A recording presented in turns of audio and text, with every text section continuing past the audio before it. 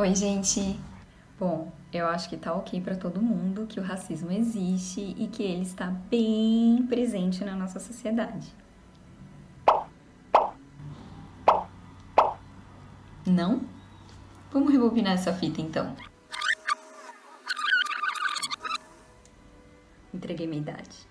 Então hoje eu vou trazer um pouquinho para vocês do que eu aprendi lá no Diálogo Educação Antirracista, brilhantemente conduzido pela Suzane Jardim e promovido pela Educação Corporativa do Senac São Paulo. Apesar de não existir biologicamente falando, o conceito de raça foi utilizado historicamente para nos classificar e nos dividir, definindo com base nessa classificação políticas e ideologias que marcaram e marcam a nossa sociedade até hoje. Vocês querem ver só? Segundo o IBGE, em 2017, quase 15 milhões de brasileiros se encontravam em situação de extrema pobreza. E adivinha? 75% dessas pessoas eram negras. Já o grupo dos 1% mais ricos da população brasileira é formado por mais de 80% de pessoas brancas. A renda média salarial dos brasileiros, medida em 2017, era igual a R$ 2.112. Lembrando que renda média é a soma de todos os salários e fontes de renda declarados dividido pelo número total de trabalhadores do país.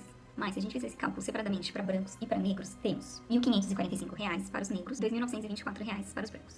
Ou seja, negros recebem 52,8% da média salarial da população branca. Atualmente, existem 13,4 milhões de pessoas desempregadas.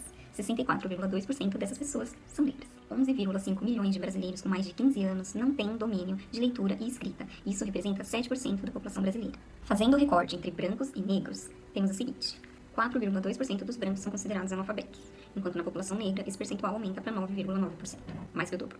Apenas 8,8% da população negra possui diploma de graduação. Já na população branca, esse percentual aumenta para 22,2%, também mais que o dobro. Só que aqui é pro lado bom da coisa, né? A gente só vê o percentual para a população negra aumentar quando é pro lado negativo. O Brasil é o país que mais registra casos de homicídio no mundo. São mais de 60 mil casos registrados ao ano. E quem morre mais aqui, adivinhe? Os jovens negros. 75,5% das pessoas assassinadas são negras. Tá bom, querem mais? Então vamos lá. 71,9% da população branca possui acesso ao saneamento básico, enquanto que para a população negra, esse percentual diminui para 55,3%. 95% dos cargos de liderança das 500 maiores empresas do Brasil é composto por pessoas brancas, ou seja, só resta 5% para a população negra. Mas, se você é mulher, isso ainda é pior. Apenas 0,4% dessas pessoas são mulheres negras. 66,2% de crianças e adolescentes com idade entre 5 e 17 anos que trabalham são negras. Deu para sacar as consequências da hierarquia imposta pelo povo branco europeu? Mas o que causou essa ideia de superioridade cultural, econômica, ética e moral? Essa hierarquia foi utilizada para justificar a escravidão e a colonização de diversos grupos e territórios no mundo. É por isso que é bizarro dizer que existe racismo reverso. Porque o racismo está ligado ao conceito de raça, criado pelos brancos, que os coloca no topo da classificação, em um lugar de superioridade em relação às outras raças. E aqui ninguém está querendo dizer que o branco nunca sofreu nada do tipo. Só que racismo é impossível. O que um branco pode sofrer é preconceito. E como o próprio nome diz, é um pré-conceito formado de modo superficial em relação a determinada pessoa ou grupos, e que não é baseado em uma experiência real ou na razão. Tem também a discriminação, que é o preconceito em ação. São ações que têm impacto negativo na vida material de uma pessoa ou grupo.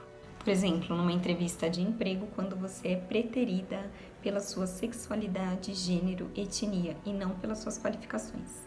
E aí tem o racismo.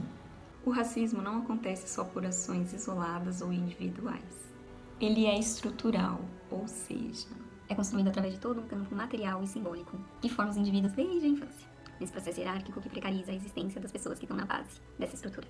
De fato, a escravidão acabou há 132 anos, mas a hierarquia racial deixada por ela ainda persiste nos dias de hoje. E eu vou tentar explicar com base nas leis, nas ideias e nas políticas voltadas à precarização do negro no Brasil. A história que a gente aprende na escola é de que a princesa Isabel era uma mulher muito foda e bondosa e por isso libertou os escravizados. Essa é a história contada pela perspectiva dos brancos. Mas o que aconteceu na realidade foi uma pressão gerada pela Revolução Industrial em busca de consumidores. Seria interessante então o fim da escravidão para que o trabalho assalariado fosse disseminado, criando assim o poder de consumo. Afinal, os burgueses produziriam para vender para quem, né? Mas além disso, é fundamental lembrar ainda o papel do movimento abolicionista e, principalmente, a resistência da própria população negra escravizada, que buscou lutar de diversas formas contra a escravidão, com a formação de quilombos, as fugas e as lutas cotidianas contra a brutalidade do regime. Além do mais, aqui no Brasil, a maior parte da população era não branca, já que fomos o país que mais recebeu escravizados africanos durante toda a escravidão moderna. Mas e como inserir essas pessoas na sociedade sem que os brancos que estavam no poder perdessem suas posses e riquezas? A primeira Constituição do Brasil independente, em 1824, proibiu punir crimes com castigo físico, mas apesar de estar expresso que a lei seria igual para todos, a pena de morte e de açoite ainda era válida caso o acusado fosse negro escravizado. A igualdade da lei não incluía o escravo. Portanto, a tortura foi legal no Brasil até 1888, mas só para negros escravizados. Após a abolição, a polícia estava habituada a bater em pessoas negras, e aí a gente vê os mecanismos da repressão escravista ainda contaminarem a sociedade como um todo, né? A primeira lei de educação, a Lei número 1, de 14 de janeiro de 1837, dizia que são proibidos de frequentar as escolas públicas, primeiro, pessoas que padecem de moléstias contagiosas, segundo, os escravos e os pretos africanos, ainda que sejam livres ou libertos. Assim que começaram a aparecer indícios de que a escravidão chegaria ao fim, instituiu-se a Lei 601 de 1850, Lei de Terras. Lei esta que estabeleceu a compra como a única forma de acesso à terra. Antes da lei, as terras brasileiras eram doadas para os senhores brancos que se tornaram latifundiários.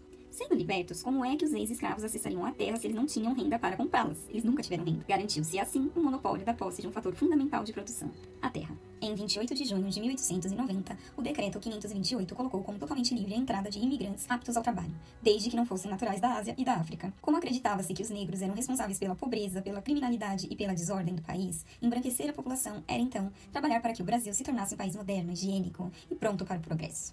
Ou seja, eu tinha, numa conta simbólica, 1.000 vagas de emprego e 1.000 ex-escravizados, eu abro as portas do país para 1.000 estrangeiros brancos ocuparem as vagas. Entenderam? Não, eu também não. Ainda em 1890, uma série de medidas foram tomadas para adequar o Brasil à modernidade aos moldes europeus. Nosso primeiro Código Penal surge para se fazer respeitar e cumprir a ordem, disciplinar e punir aqueles que praticavam o espiritismo, a magia e seus sortilégios. Artigo 157. Praticavam o curandeirismo ao prescrever ervas para cura. Artigo 158. Eram praticantes de capoeira. Artigo 402. Mendigavam, tendo saúde e aptidão para trabalhar. Artigo 391. Eram alcoólatras ou estavam bêbados em público. Artigo 396. Não tinham trabalho, não tinham meios de se sustentar, nenhuma residência. Artigo 399. Ou seja, todos esses artigos serviram para encarcerar e punir a população negra, pois aludiam somente às práticas das religiões de matriz africana, às práticas culturais do povo negro e atingiam principalmente a população que vivia em extrema pobreza, ou seja, os negros. Bom, e aí com a libertação dos escravos, essa população que não tinha acesso à terra passou a se aglutinar nos centros das grandes cidades, para tentar a vida no setor de serviços. E aí eles conseguiam trabalhos como lavadeiras, domésticas, pedreiro, lixeiro, babás. Eles se amontoavam em cortiços, formados em antigos sobrados abandonados pela elite, que preferia construir seus casarões em bairros higienizados. As regiões de cortiço foram abandonadas pelo poder público, não tinham esgoto tratado, água potável, as epidemias se alastravam e a população vivia então em condições precárias que favoreciam a morte por doenças e pela violência. Hoje, a gente não vê mais isso, né? Em São Paulo e no Rio de Janeiro foram feitas reformas urbanas que simplesmente passaram com trator por cima das moradias. Essas reformas ficaram popularmente conhecidas como bota abaixo. Hoje a gente não vê isso também não, né? Sem alternativas, essa população negra passou a construir barracos nos morros próximos aos centros urbanos, usando materiais improvisados e sem nenhuma condição de saneamento e dignidade. E essa é mais uma herança escravagista e carregamos até hoje. Por que será que o tempo passa e as coisas não mudam? Será que os governos passados e o presente têm alguma intenção de mudar esse cenário? Que a gente vê são tentativas de extermínio da população negra e não de igualdade de acesso. É mais fácil matar que tratar, né? E vimos isso no Congresso Mundial das Raças, em 1911, onde se discutiu como poderiam evitar que as raças inferiores atrapalhassem o progresso. Quem representou o Brasil nesse congresso foi João Batista de Lacerda. Ele apresentou um artigo afirmando que até a virada do século o país se livraria do problema racial do negro, graças às políticas de miscigenação. E em 1929 vimos essa tentativa de acabar com o problema no primeiro Congresso Brasileiro de Eugenia. Isso mesmo, eugenia. Foi o que aconteceu no Holocausto, gente, da Alemanha nazista. Extermínio daqueles considerados inferiores, para que a raça ariana, tida como mais pura, pudesse se desenvolver plenamente. Pois é, aqui também teve. E aí, será que deu para fazer uma relação com todos esses fatos históricos e o nosso presente? Tentaram de diversas formas apagar este problema. Teve também uma tentativa na ideia da democracia racial, lá na década de 30. Que consistia na não existência do racismo no Brasil, já que brancos e negros viviam em harmonia, porque somos um país miscigenado e todo mundo tem um pouco de sangue negro, não é mesmo? A miscigenação é legal só quando serve para clarear, né? Se for para escurecer a pessoa, não é legal não. E isso é tão perigoso, gente. Quando a gente fecha os olhos para esse problema, a gente se depara com coisas do tipo: a desigualdade é fruto da falta de caráter da população negra. É comum racismo no Brasil porque o negro comete mais crime mesmo. Mas você é uma negra até que bonita, olha esse nariz como é fininho. E aí acontece o que a gente chama de racismo velado. São frases, condutas discriminatórias, estereótipos, ofensas em formas de piada, que vão sendo mantidos e disseminados sem que se note. E também são condutas racistas. Mas tem também aquele que é cordial. Mas eu não sou racista. Eu tenho até um amigo negro. E aí aquela única pessoa negra do convívio dela se torna a grande prova antirracista. Outra pergunta que vem sendo muito colocada é: E como que eu devo chamar? Preto, negro, afrodescendente, moreno? até pouco tempo atrás, as pessoas negras eram ensinadas desde a infância como era preferível embranquecer, porque assim elas sofreriam menos os efeitos do racismo. Aí elas alisavam o cabelo, antigamente era com ferro de passar, botava o pregador no nariz para dar uma afinadinha. Mas hoje a gente já vê um movimento diferente, né? Eu penso que a questão da estética já tem avançado. E esse tipo de trabalho ideológico já não atrapalha tanto a identificação do negro como negro. Mas aí, gente, aqui no Brasil ainda não há um consenso. Tudo vai depender da relação e da proximidade que você tem com a pessoa. Há aqueles que preferem ser chamados de pretos e há aqueles que preferem ser chamados de negros. Mas assim, né? Acho que primeiro a gente tem que se perguntar: eu preciso mesmo citar a raça da pessoa? Se for preciso, por segurança, orienta-se que use negro. Só não vai usar, pelo amor da deusa, mulata, moreninha, marrom bombom, queimadinha. Isso é racismo. Gente, ser negro não é negativo e nem indesejado, não tenha medo de usar. Negro, negra, branquitude.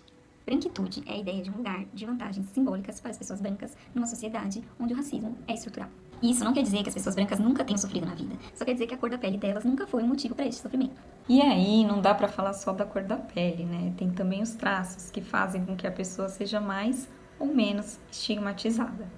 Quanto mais próximos do padrão branco, menos efeitos do racismo serão sofridos e mais tentarão apagar a identidade negra do sujeito. Isso é o colorismo. Ah, gente, mas pra que serve tudo isso?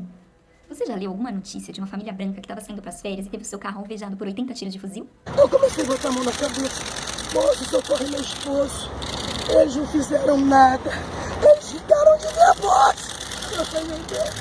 Eu perdi o meu amigo. Meu Deus. Eu perdi meu melhor amigo, gente. Eu tô com ele há 27 anos. Você já leu alguma notícia de um jovem branco que estava com o uniforme da escola e teve a sua vida ceifada por um tiro que ele tomou nas costas? Veio a notícia de que meu filho estava no UPA alvejado. Quando eu cheguei no UPA, o meu filho falou: mãe, eu tomei um tiro do blindado. O blindado não me enxergou não, mãe, com a roupa de escola. Você já leu alguma notícia de uma vereadora branca eleita democraticamente que levou tiros na cara por defender os direitos humanos? Boa tarde, mulherada! Boa tarde, Candelária! Começamos nos mobilizando essa semana num ato unitário, num ato que juntou mais de 10 mil mulheres. Como ficam as crianças com esse período de intervenção? Não vem me interromper agora, né?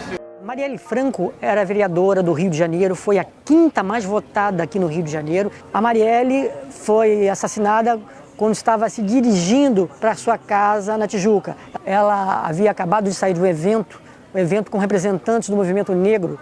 Você já leu alguma notícia de alguma casa nos Jardins que foi invadida por uma ação policial? Em decorrência dessa ação, foi assassinado o jovem branco que morava na casa? Mas esse estudante foi morto a tiros dentro de casa, numa favela em São Gonçalo, na região metropolitana do Rio de Janeiro. O caso está sendo investigado, mas a polícia já confirmou que João Pedro era inocente. João Pedro Matos Pinto foi atingido por um tiro na barriga. A família diz que ficou 17 horas sem notícias dele, até que ontem parentes encontraram o corpo do estudante no IML. Você já leu alguma notícia de uma pessoa negra que estava com um taco de beisebol numa manifestação e que foi abordada e protegida delicadamente pelos policiais? Só mostrei, que bater! Vai fazer merda tudo. Fascista é você, ó. Você é fascista. Ela pode andar com esse taco? Ô, isso é arma branca, policial. Policial, ela pode andar com esse taco de beisebol? Isso é arma branca, policial. Mas ela pode andar com isso? Ô, policial, se o manifestante do outro lado fosse pego com isso? É da sua conta. Ô, policial, se o manifestante do outro lado fosse pego com isso, o que vocês fariam com ele? Todos os dias, jovens negros perdem a oportunidade de ocupar uma vaga no mercado de trabalho, de estudar, de ocupar uma vaga numa faculdade pública, de realizar seus sonhos, de viver. Mas como combater o racismo? Sendo antirracista. Vamos dar protagonismo ao negro. Vamos valorizar sua cultura, sua produção. Vamos valorizar a sua história. Vamos ouvir a história do negro pela perspectiva da população negra. Vamos usar o nosso lugar de fala para falar, para problematizar, para trazer à tona essas questões. Vamos lutar por mais ações afirmativas, como as cotas raciais. Sim, as cotas raciais são ações afirmativas, que estão aí para reparar todas aquelas outras ações excludentes que a gente viu aí ao longo da história. A Suzane Jardim também traz a possibilidade da gente trabalhar o letramento racial. Sabe o que é isso? É uma abordagem de autorreflexão dividida em algumas etapas. Vamos lá? Primeiro passo é entender que o racismo é um problema atual. Não é apenas um episódio histórico, ele não passou, ele tá aqui, gente. Segundo passo, reconhecer privilégios. Para que uma pessoa branca possa assumir um compromisso antirracista, essa percepção é fundamental, porque ajuda a desenvolver empatia e o entendimento necessário para que se possa avançar. Terceiro passo, ter capacidade de traduzir e interpretar as práticas racializadas e as hierarquias raciais. Lápis cor da pele, quando ele é bege, né? Todo mundo tem a pele bege. Shampoo para cabelo normal. O que é um cabelo normal? Se não é liso, é anormal? Quem são os galãs das novelas? Quem é o padrão de beleza, né? Todos esses elementos apresentam hierarquias raciais em nosso cotidiano. E a gente não pode mais naturalizar esse tipo de coisa, porque faz com que a gente passe batido por essas coisas. Aprender a desnaturalizar e perceber é fundamental. Quarto passo, ter vocabulário racial que facilite a discussão. Quando a gente nomeia o problema, a gente consegue tirar esse problema da sombra. Quando a gente conhece o vocabulário sobre o tema, é possível conversar, aprender e a questionar. Quinto passo, abandonar os eufemismos. Não é piada, nem mal entendido, é racismo. Por muito tempo não se falou sobre racismo no Brasil. Então a gente tem que falar e nomear importa sim. Porque se não existem os negros, como criar uma política pública para os moreninhos? Sexto passo, utilizar seus privilégios para ser um incentivador e promotor da mudança. Tá numa festa e ouvir uma piada racista? Deixa pra lá, questione, reprove, chame atenção. Precisamos tirar do campo da naturalidade o que não é natural. E outra possibilidade, gente, de lidar com a questão é promover a educação antirracismo desde a infância. Por quê, né? Se uma criança cresce convivendo com pessoas negras, se ela tiver professores negros, referências negras, se ela tiver contato com a cultura negra, com a história e com a produção negra, se ela é educada numa perspectiva positiva da diferença e da diversidade, com certeza essa criança será um adulto menos estruturado pelas hierarquias raciais. E aí, tamo junto nessa?